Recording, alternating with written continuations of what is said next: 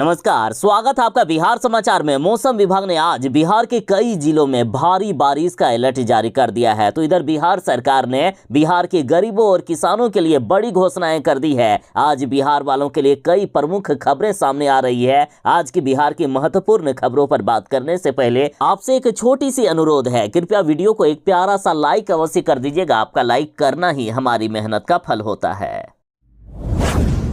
बिहार में आज से अगले एक सप्ताह तक भारी बारिश का अलर्ट जारी कर दिया है और आज बिहार के 11 जिलों में अति भारी बारिश का अलर्ट जारी किया गया। पटना के साथ बिहार के कई जिलों में बारिश की शुरुआत हो गई है और देर रात पटना में झमाझम बारिश हुई और अभी भी कई इलाकों में बारिश हो रही है। में भारी बारिश के साथ तेज वज्रपात भी होगी। किसानों को इस दौरान खेत में नहीं जाने को कहा गया है। किसानों से कहा गया कि मौसम खराब रहे तो कृपया खेत में ना जाएं। मौसम विभाग ने पत्र जारी करते हुए पूरे बिहार को सावधान किया है। मौसम विभाग का कहना है कि आज से 30 अगस्त तक बिहार में भारी बारिश होने वाली है और इस दौरान नदियों का जलस्तर भी बढ़ेगा, जिससे कई जिलों में बाढ़ भी तबाही मचाएगी। शहरों के निचले इलाकों में जल जमाव होगा। वज्रपात से जान माल एवं पशु की भी हानि की संभावना है। आंधी और वज्रपात से खड़े फसलों एवं फलदार वृक्षों को नुकसान होगा। पेड़ गिरने की भी संभावना जताई गई। झुग्गी झोपड़ी टीन और कच्चे मकानों को भी नुकसान होगा, अतः गरीबों को विशेष तौर पर सावधान रहने को कहा गया। मौसम विभाग के अनुसार बिहार के जिन जिलों में इस दौरान सबसे तेज बारिश होने वाली है, ये जिले हैं पूर्वी चंपारण, पश्चिमी चंपारण, सिवान, सारण, गोपालगंज, सीतामढ़ी, मधुबनी, मुजफ्फरपुर, दरभंगा, वैशाली, शिवहर, समस्तीपुर, सुपौल, अररिया, किशनगंज, मधेपुरा, सहरसा, पूर्णिया, बक्सर, भोजपुर, रोहतास, भभुआ, औरंगाबाद, अरवल, पटना, गया, नालंदा, शेखपुरा, नवादा। आज नीतीश कैबिनेट में 25 एजेंडों पर मुहर लग गई है, जिसमें से है कि सहरसा में नया मेडिकल कॉलेज खुलेगा। बिहार में 10 SC/ST विद्यालय बनेंगे।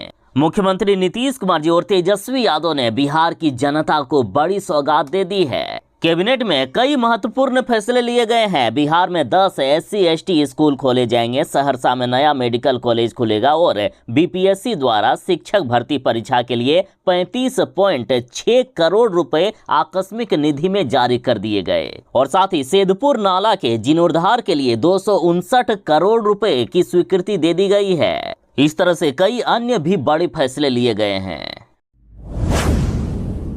बिहार के वैसे परिवारों के लिए बड़ी खबर है जिनको अतिक्रमण के नाम पर हटा दिया गया था, उनका घर तोड़ दिया गया था। तो वैसे 1735 विस्थापित परिवारों को सरकार अब घर देने वाली है। देखिए, बड़ी खबर है कि जल जंगल हरियाली अभियान के दौरान सार्वजनिक तालाबों, पोखर और पईन को अतिक्रमण मुक्त कराने के दौरान बिहार के 1735 परिवार विस्थापित हो गए थे। इन विस्थापित परिवारों को मुख्यमंत्री ग्रामीण आवास योजना से घर मिलेगा। वास भूमि विहीन परिवारों को राजस्व एवं भूमि सुधार विभाग या मुख्यमंत्री वास स्थल क्रय योजना के तहत जमीन भी उपलब्ध करवाई जाएगी। यानी इन सभी परिवारों को घर तो दिया जाएगा और जिनके पास जमीन नहीं है तो जमीन खरीदने के लिए इनको पैसे भी दिए जाएंगे। राज्य के सभी 38 जिलों की ओर से विस्थापित परिवारों की संख्या भी मुख्यालय को भेज दी गई है। इन परिवारों को घर बनाने के लिए मुख्यमंत्री आवास योजना के तहत 1,20,000 रुपये दिए जाएंगे। तो वहीं औरंगाबाद, अरवल, जहानाबाद, गया, रोहतास, जमुई, नवादा, मुंगेर, सीतामढ़ी और पश्चिमी चंपारण के लाभुकों को 1,30,000 रुपये दिए जाएंगे। साइबर फ्रॉड के शिकार लोगों के अब पैसे वापस होंगे। देखिए, बड़ी खबर है, अभी साइबर फ्रॉड से कई लोग ठगी का शिकार हो गए हैं। कई के खाते से पैसे चुरा लिए गए हैं। तो उन सभी अब साइबर ठगी के शिकार व्यक्तियों को पैसे वापस किए जाएंगे। करीब 20 करोड़ 55 लाख रुपए पीड़ित को वापस दिलाया जाएगा। ये राशि विभिन्न बैंकों के सहयोग से पीड़ित के खाते में वापस किए जाएंगे। ध्यान दीजिएगा, राज्य में 26 जनवरी 2023 से साइबर ठगी के शिकार लोगों की national cyber crime reporting portal helpline number 1930 call centre के माध्यम से शिकायत दर्ज की जा रही है। फरवरी 2023 के पूर्व एवं बाद के दिनों में दर्ज शिकायतों के आधार पर बैंकों में होल्ड कराई गई राशि अब वापस कराने की दिशा पर पहल शुरू कर दी गई है। देखिए, राज्य में अब तक साइबर अपराध से जुड़े 962 FIR दर्ज किया गया है। तो जिन्होंने FIR दर्ज किया है उन सभी के पैसे वापस दिलाने की प्रक्रिया की जा रही है। सरकार के द्वारा बैंक प्रबंधन से बातचीत की जा रही है और जल्द ही प्रक्रिया शुरू हो जाएगी। लालू यादव को उनके समर्थक और बिहार की कई जनता भगवान मानती है और अब ये साबित भी कर दिया गया है। देखिए, लालू प्रसाद यादव पर जल चढ़ाने पहुंच गए दो समर्थक। लालू यादव से जनता किस कदर प्यार करती है। लालू यादव के समर्थक लालू यादव को भगवान तक मानते हैं और इस बात की पुष्टि हो गई है। बीते दिन सोमवारी का दिन था। सोमवार को गंगा जल लेकर लालू प्रसाद यादव पर गंगा जल चढ़ाने लालू यादव के समर्थक राजद कार्यालय पहुंच गए, लेकिन लालू यादव गोपालगंज निकल गए थे, इसलिए ये अपने भगवान से मिल नहीं पाए। लालू यादव के समर्थकों का कहना है कि सावन का महीना है, लालू यादव मेरे भगवान है, इसलिए हम उनका दर्शन करेंगे और उनके पैर पर गंगा जल चढ़ाने का काम करेंगे। इन लोगों ने कहा कि जब तक लालू यादव पर हम जल नहीं चढ़ा लेंगे तब तक हम लोग पटना में ही रहेंगे। अभी तक लालू यादव का दर्शन नहीं हुआ है और यही कारण है कि हम लोग राजद कार्यालय के बाहर हैं।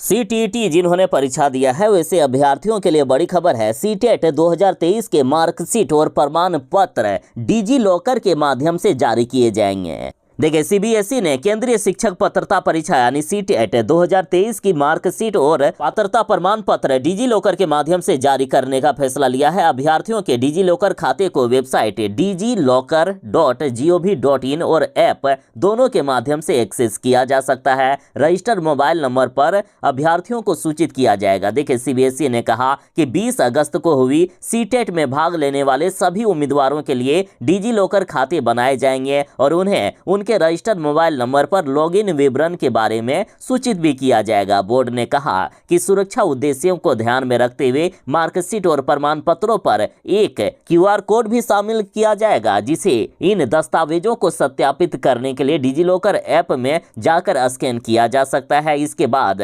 बोर्ड परीक्षा वेबसाइट ctet.nic.in पर दोनों पेपरों की प्रोविजनल आंसर की भी जारी किया जाएगा। बिहार के आंगनबाड़ी केंद्र में पढ़ने वाले 3 लाख कुपोषित बच्चों की पहचान की गई है। राज्य के 3 लाख कुपोषित बच्चे चिन्हित किए गए हैं। ये सभी बच्चे आंगनबाड़ी केंद्र में पढ़ रहे हैं और अब इन बच्चों पर विशेष ध्यान दिया जाएगा।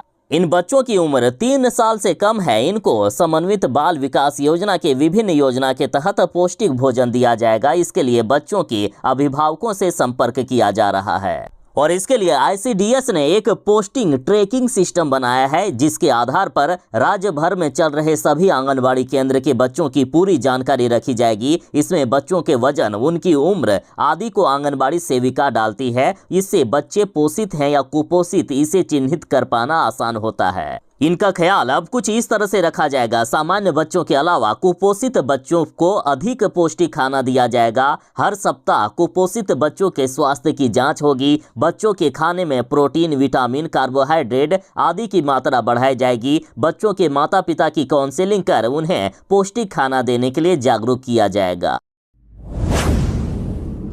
बिहार के कई जिलों में बाढ़ ने तबाही मचाकर रख दी है। वैसे जिलों में पशुओं के चारा को लेकर भारी संकट पैदा हो गया है। तो इधर बिहार सरकार ने उन जिलों में पशुओं के चारा वितरण को लेकर अब प्रोग्राम बना लिया है। आपदा से प्रभावित पशुओं के जीवन रक्षा हेतु समय समय पर पशु चारा वितरण कार्यक्रम बिहार सरकार की तरफ से चलाया जाता है, ताकि पशुओं की सहायता हो सके। और इस बार भी आपदाग्रस्त जिलों में पशुओं के चारा का वितरण किया जाएगा। सरकार के अनुमान के अनुसार बड़े जानवरों को 6 किलोग्राम अनाज की आवश्यकता होती है और छोटे जानवरों को 3 किलोग्राम अनाज की, भेड़ बकरियों के लिए 1 किलोग्राम चारा की आवश्यकता होती है। और निर्धारित सहायता दर के अनुसार बड़े जानवरों के लिए 80 रुपया प्रति जानवर के हिसाब से और छोटे जानवर के लिए 45 रुपया प्रति जानवर प्रतिदिन के अनुसार से सरकार की तरफ से अनुदान की राशि मिलती है। इसके लिए बिहार सरकार की ओर से पशु शिविरों का आयोजन किया जाता है। पशु शिविरों या अस्थायी शिविरों में एक बार में 3 दिन या 1 सप्ताह हेतु चारा वितरण कराया जाता है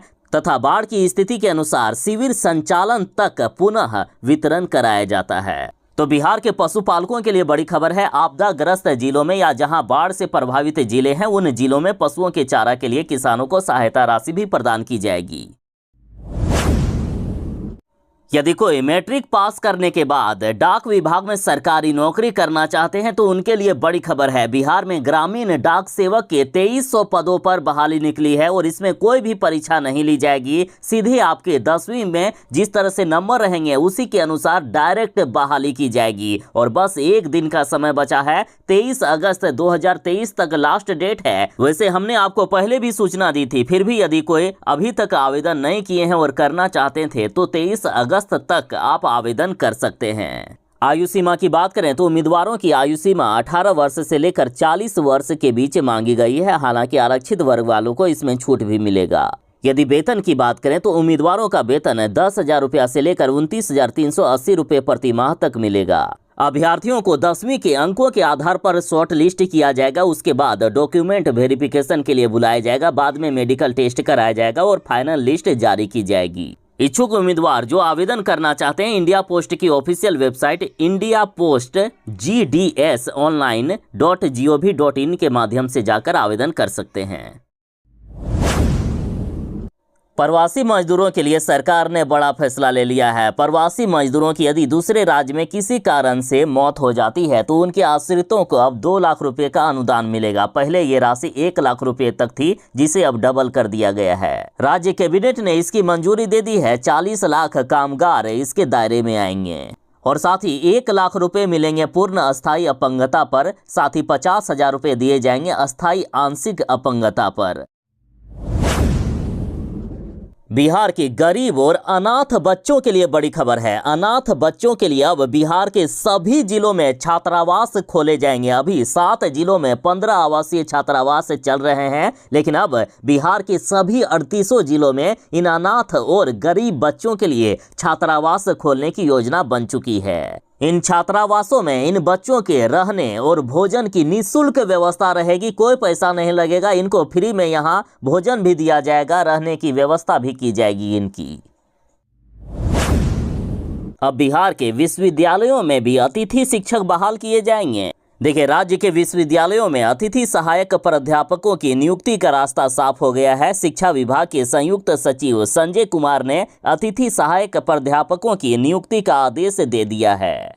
वर्तमान में हाईकोर्ट के आदेश के बाद बिहार राज्य विश्वविद्यालय सेवा आयोग के माध्यम से होने वाली नियुक्ति प्रक्रिया पर रोक लगी है। ऐसी स्थिति में शिक्षकों की कमी को दूर करने के लिए अतिथि प्राध्यापकों की नियुक्ति जरूरी है। अगर अतिथि प्राध्यापकों की नियुक्ति नहीं होगी तो छात्रों का सिलेबस भी पूरा नहीं होगा। लेकिन अतिथि शिक्षकों के लिए बड़ी खुशखबरी है कि अब हाईकोर्ट के आदेश के बाद अतिथि शिक्षकों की नियुक्ति की सारे रास्ते क्लियर हो गए हैं। जल्द ही इनकी नियुक्ति की जाएगी। बिहार के कई जिलों में चापाकल खराब पड़े हुए हैं, तो बिहार में चापाकल की मरम्मत के लिए 16 करोड़ रुपए जारी कर दिए गए। बिहार में जिन जिलों में अभी सूखा पड़ा हुआ है या काफी कम बारिश हुई है तो उन जिलों में कई जगहों पर चापाकल लगवाए जाएंगे। नए चापाकल लगवाने की प्रक्रिया भी की जाएगी और जो पुराने चापाकल जो खराब पड़े हैं उन सभी को ठीक किया जाएगा।